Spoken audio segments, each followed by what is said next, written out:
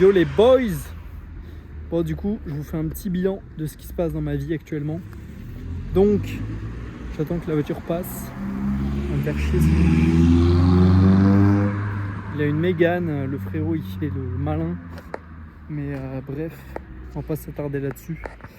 Bella, allez viens on y va. Donc petit bilan. En fait cette année 2025 je le savais, hein. Je le savais que ça allait être une année riche en événements, que ça allait être une année riche d'apprentissage, riche d'expérience. J'arrive plus à parler, c'est le soir. Et il s'est passé pas mal de choses. Je commence l'année tout d'abord en étant entrepreneur, closer et setter, donc pour 2 offres immobilières. Ça se déroule, franchement j'avance bien et tout, mais plus ça va et mieux je m'en sors, et plus ça va et moins j'y arrive. Comment ça se fait ? Juste, je me sens pas aligné, je me sens pas à ma place, je n'y arrive pas. Il y a le contexte aussi familial qui fait que je n'y arrive pas. Mon père actuellement, enfin à ce moment-là, il était en train de mourir. Moi, je me retrouve chez ma sœur. On était 7 chez ma sœur. Il y avait mon père, moi, ma sœur, mon beau-frère et mes 3 neveux. Donc voilà. Et en fait, on est 7 dans une maison de 100 mètres carrés. Donc voilà, moi je dors avec mes neveux dans la chambre et tout. Enfin bref, c'est une galère pour bosser. Pour être full honnête avec toi, à ce moment-là, je me lève à midi. J'arrête la course à pied. La muscu, c'est plus trop ça à ce moment-là. Si, quoique un peu ça va. Je me mets à la boxe. Et en fait, ouais, j'y arrive pas en fait. J'y arrive pas, tu vois, je dégage à peine 1000 euros de salaire tous les mois. Ce qui n'est pas dégueu, hein, pour quelqu'un qui faisait pas du tout d'argent en ligne. Bon, on est loin des 10 000, tu vois, des 10 000 par mois. La normalité en entrepreneur. Mais bref. Moi, de toute façon, je me sens pas aligné avec ça. Je suis pas bien, tu vois. Je suis pas bien, j'arrive pas à bosser, j'arrive pas à m'incorporer une discipline nécessaire. Donc bref, j'abandonne tout, j'arrête tout. Je quitte les 2 équipes et je retourne au salariat. À ce moment-là, je trouve un poste de nuit. En fait, j'ai voulu cumuler les 2. J'ai voulu trouver un poste de nuit de façon à ce que je puisse bosser en tant que closer et en tant que setter la journée. Mais j'ai tout de suite vu que c'était pas possible. Enfin, c'était possible, mais si vraiment le closing et le setting, c'était des équipes qui fonctionnaient, que moi j'étais performant là-dedans, et que voilà quoi. Ce qui n'était pas le cas. Je ramais avec les 2 équipes, je faisais des heures et des heures et des heures d'appel pour pas grand-chose. Donc voilà, c'était un peu compliqué. Même si à la fin, j'avais trouvé une très très bonne équipe avec un bon head of sales. Je crois que c'est comme ça que ça s'appelle. Et voilà, d'ailleurs, je tourne cette vidéo le 13 octobre.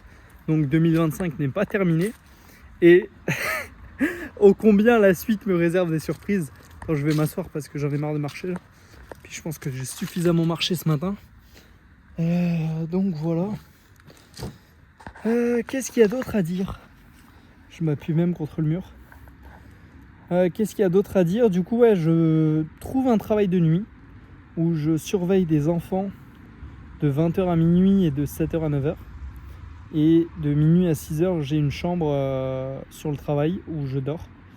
Mais c'est un travail qui paye pas du tout. C'était un 28 heures, il payait juste les heures. Ça paye pas, il n'y a aucune prime. Il n'y a aucune prime, 0 prime. Je faisais une demi-heure de route aller, une demi-heure de route retour. Donc, autant te dire que les 1200 euros que j'ai touchés, ils servaient déjà à 400 balles d'essence avec les allers-retours. Donc voilà, déjà, il me restait 800 balles. Donc même si j'avais pas de loyer, même si j'avais pas tout ça, bah fait chier, toi. Fait chier. Donc ouais. Du coup, je décide de postuler à un autre poste. Je décide de postuler à Liebherr, une entreprise d'aéronautique qui est proche de Toulouse. Et mon beau-frère y avait déjà travaillé et je sais qu'il faisait des salaires de 2300 € en moyenne. Donc des très bons salaires, hein, tu vois, quand t'as pas trop de compétences et tout. C'est franchement pas dégueu. Donc j'ai postulé là-bas et au final j'ai été pris. Donc j'ai été pris le 10 juin et j'ai arrêté du coup le domaine d'Ariane. Pour ceux qui connaissent, c'est proche de Toulouse. Que je dise pas de bêtises, à l'ouest de Toulouse. Donc voilà. Donc à l'ouest de Toulouse, le domaine d'Ariane. Du coup, j'arrête le domaine d'Ariane. J'ai 15 jours de stand-by. À peine, j'ai 10 jours, je crois. Et après, je reprends du coup le 10 juin. En sachant que au moment où j'ai arrêté, juste avant d'arrêter le domaine d'Ariane, j'ai mon père qui est décédé. Du coup, mon père est décédé le 25 mai, 2 jours après mon anniversaire, qui était le 23 mai, où j'ai fêté mes 23 ans. Enfin, je les ai pas fêtés parce qu'au final, j'ai rien fait. Donc voilà, un jour comme un autre, dans ma triste réalité. Mais bref, je m'en fous, perso. Enfin, si ça me fait chier, mais... Bella, qu'est-ce que tu manges? Fous de ma gueule, toi. Donc bref, 2 jours après, j'ai mon père qui décède. Et là commence toute l'histoire de la succession, de l'héritage, de tout ça. Donc voilà, le truc chiant un peu, même beaucoup. Donc mon père qui décède, on s'occupe de toutes les démarches et tout. Moi je commence mon nouveau travail à Liébert le 10 juin. Donc tu vois là on est le 13 octobre, donc ça fait 4 mois. Juillet, août, septembre, octobre, c'est ça, ça fait 4 mois que je travaille là-bas. Et franchement, attends, j'attends que le camion passe. Bah tiens, XPO d'ailleurs. XPO, mon père bossait en tant que chauffeur poids lourd pour XPO. Tu vois, c'est un signe. Je parle de mon père décédé, j'ai un chauffeur poids lourd qui passe. C'est un signe, mec. Tu crées ta réalité, tu vois. Genre vraiment, c'est un truc de ouf. Donc ouais, mon père qui décède, moi je commence le 10 juin. Et pendant tout ça, tu vois, j'ai fait de la boxe et tout. Là, je commence les 2-8. Donc une semaine du matin, une semaine d'après-midi, une semaine du matin, une semaine d'après-midi, une semaine du matin, une semaine d'après-midi. 5h, 13h, 13h, 21h, 5h, 13h, 13h, 21h. Ça depuis 4 mois. Donc autant te dire que les 4 mois, je ne les ai pas vus passer. Littéralement, ça plus la succession. Autant te dire que cet été, j'ai rien fait. L'été 2025, les gars, j'ai pas du tout profité. En même temps, logique, j'ai mon père qui est décédé. Moi, je suis en mode, vas-y, full travail. Là, à ce moment-là, j'ai travaillé au Black. Je travaillais au Black et j'ai fait un peu d'argent. Là, j'ai aidé un ami. Et tous mes week-ends, je bossais même avant d'aller au travail. Et même après des fois. Donc autant te dire que je faisais des semaines à 50-60 heures. Donc franchement éprouvant. Et en même temps, je me suis réfugié dans le travail, tu vois. Genre ça me permettait de penser à rien d'autre et vas-y, travail. Rapporte de l'argent et basta, tu vois. Donc voilà. Et là en fait, je suis dans une très bonne boîte. Franchement, j'ai pas à me plaindre. Je suis payé 2003 pour ce que je fais, des photocopies, déplacer des colis. Franchement, gérer un peu d'informatique, tu vois.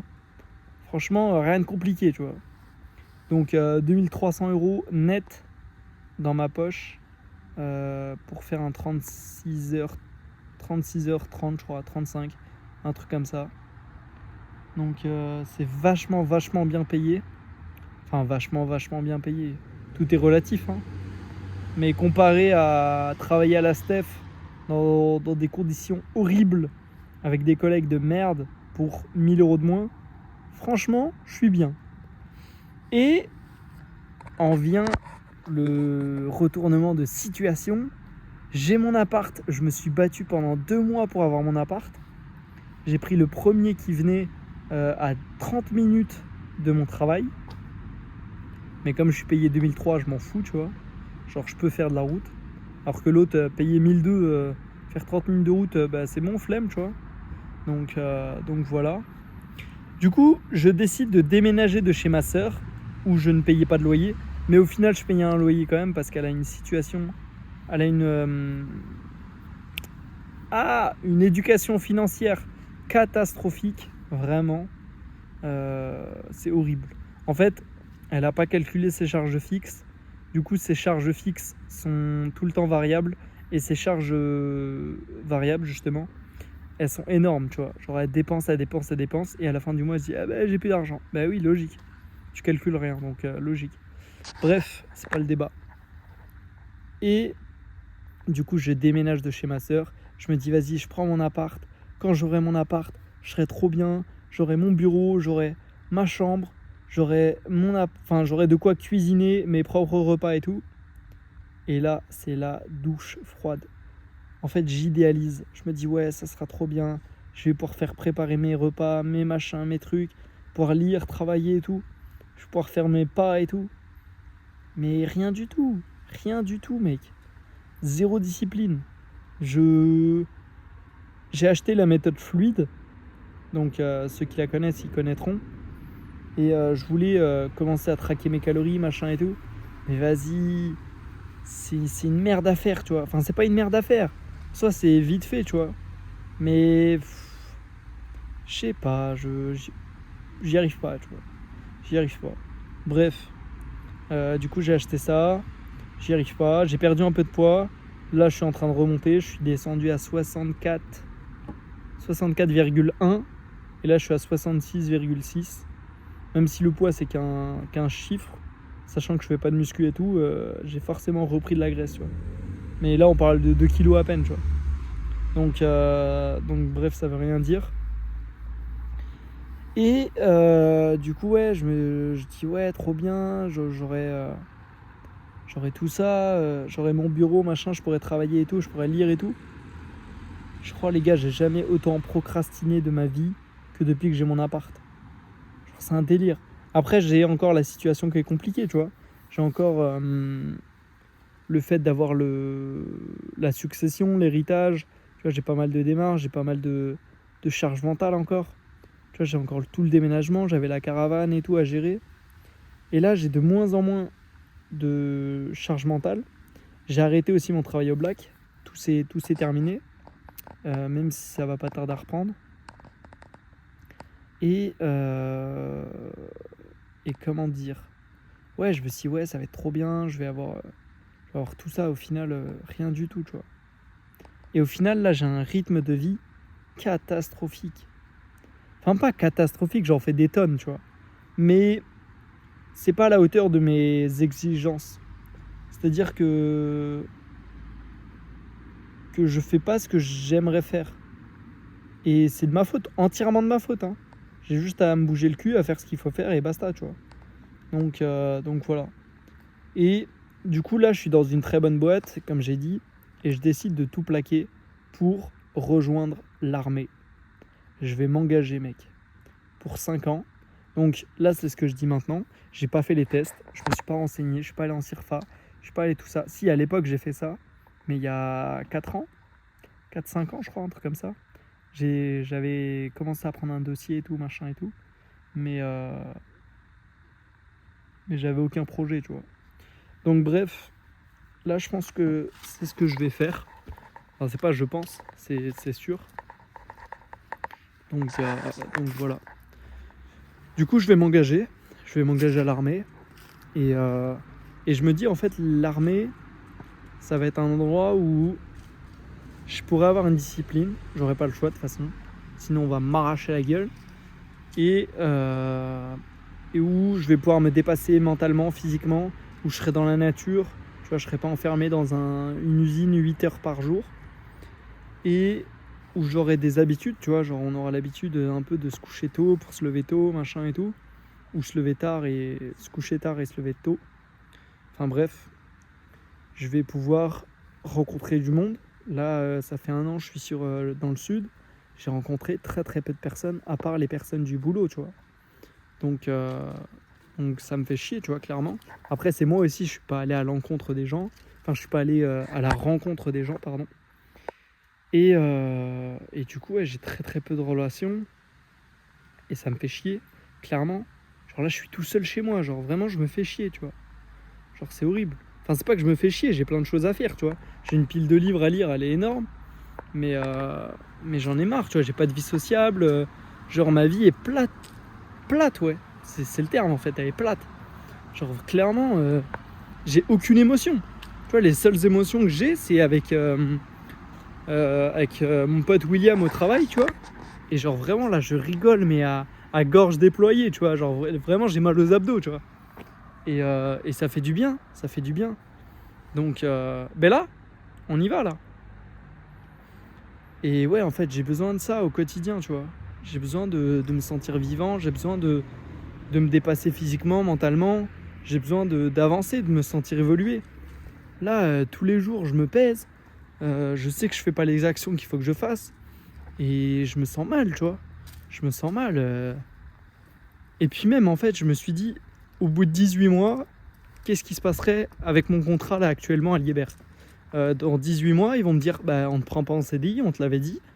Donc dans 18 mois, c'est quoi ma vie? C'est je me retrouve à rappeler la boîte d'intérim, à dire, bon, bah voilà, j'ai plus de travail, est-ce que vous pouvez me redonner un travail? Bah non, en fait, j'ai pas envie de ça, tu vois. J'ai pas envie de me réveiller dans 18 mois avec toujours mon même appart et me dire, bah j'ai pas évolué, en fait. Donc j'ai pas envie de faire les mêmes erreurs qu'avant. Tu vois, Carrefour, Intermarché, c'est ce que je faisais, tu vois. Pendant 2 ans, j'ai fait ça et j'ai pas évolué, tu vois. Donc là que je sais que mon âme, elle est en mode, mec, reproduis pas les erreurs du passé. Genre, fais pas ton contrat de 18 mois, change. Si t'as envie de changer, change. Genre vraiment, littéralement. Si tu ressens le besoin de faire un autre truc et que c'est pas ce qui te correspond, mec, fonce, fonce. Tu vois, parce que là, il y en a plein. Ma sœur, je sais qu'elle kifferait travailler là où je suis. Et ma sœur, elle kifferait travailler là où je suis. C'est une chance énorme, entre guillemets. Et je sais que quand je vais lui dire que vas-y, je quitte tout pour partir à l'armée, elle va être en mode, mais tu joues à quoi? Genre, t'as tout, entre guillemets, pour être heureux et avoir de l'argent. Et tu le fais pas, genre? T'es bizarre. Elle va me dire, t'es bizarre, toi. Je vais dire, bah ouais, mais je fais ce que j'ai envie de faire, en fait. Et je pense que je serais profondément plus heureux à faire ça qu'à rester 18 mois en train de croupir là-haut, tu vois. Je l'ai même dit à mon chef d'équipe. Je lui ai dit, écoute, là, je suis bien, il n'y a pas de souci. Hein, mais je me sens pas épanoui. Et je sais qu'il ne faut pas chercher forcément à l'épanouissement. Mais je ne cherche pas l'épanouissement. Je cherche l'évolution et le changement. Enfin, pas le changement, mais l'évolution, en fait. La progression. Et là, je me sens pas progresser, en fait. Je me sens littéralement pas progresser. Et ça me casse les couilles. Littéralement. Parce que j'ai pas l'environnement qui me pousse à progresser. Genre au travail, je fais tout le temps les mêmes choses. Et puis même, je sais pas, je sais pas. J'ai rien qui me pousse à progresser en fait. Donc ça me casse les couilles. Du coup, c'est pour ça que je me dis, vas-y, je rejoins l'armée. Je rejoins l'armée et ça va être incroyable. Je me dis que ça va être incroyable, tu vois. Donc, ok, ça va être dur. Il y a des trucs qui vont être hard. Mais franchement, je me dis, je vais progresser. Mentalement, physiquement, je vais au-dessus de mes peurs, tu vois. Genre... Puis même, je vais me créer des souvenirs incroyables. Enfin, ça va être... Je pense qu'il n'y a pas mieux, tu vois. Et là, j'ai 23 ans. Je me dis, mais après, ça sera trop tard. Si je le fais pas maintenant, je le ferai jamais. Donc, je regarde juste si elle m'a pas rentré dedans. Non, c'est bon. Ça a l'air d'être bon. Donc voilà. Du coup, je sais que quand je rentre chez moi. Donc voilà, je sais que je vais faire ça. Je vais partir à l'armée en sachant que là, j'ai un bon travail. J'ai de l'argent. J'ai un bon chef d'équipe. Enfin, vraiment, c'est le travail au salariat idéal, tu vois. Mais j'ai besoin de plus. J'ai besoin de plus et je sais que je vais pas attendre 18 mois pour me dire que j'ai besoin de plus. Donc voilà. Donc je te laisse sur ça, mec. Et réalise ce que tu veux. Et mec, fais-le. Basta.